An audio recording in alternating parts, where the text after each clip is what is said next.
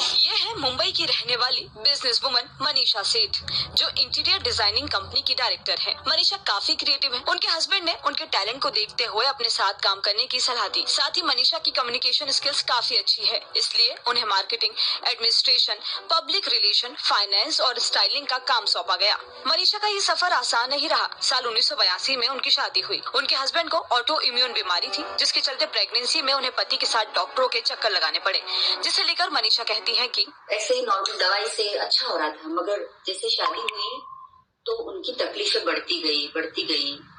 एक तो नई शादी थी, नए घर में एडजस्ट हो रही थी और मैं प्रेग्नेंट थी और उनकी तकलीफ इतनी बढ़ गई। और अनफॉर्चुनेट वो था कि कोई डायग्नोज नहीं कर पा रहा था कि ये कौन सा डिजीज है। मगर हमने सोचा कि चलो भगवान सबकी परीक्षा लेता है, अच्छे हम यंग है तो हम ये ले सकते हैं चैलेंज, और शांति से हम लोग वो समय पास कर रहे थे। मगर इतनी वो पीड़ा की जो पराकाष्ठा होती है वो इतनी थी कि उनके हेड और टो तक पूरा पेन, पूरा वो स्प्रेड हो गया था, पस निकल रहा था। एक तरफ मेरी प्रेगनेंसी थी, तो लाइफ बहुत मिजरेबल हो गई थी।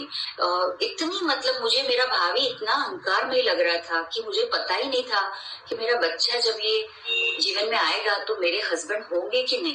2 बेटियों की मां बनने के बाद उन्होंने फिर से पढ़ाई शुरू की और कॉरेस्पॉन्डेंस से न्यूट्रिशन में एडवांस डिप्लोमा किया।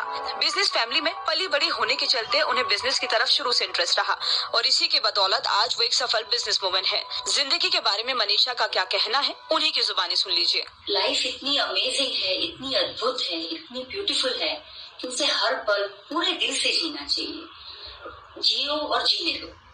जो कर्म हम करेंगे वो ही हम पाएंगे।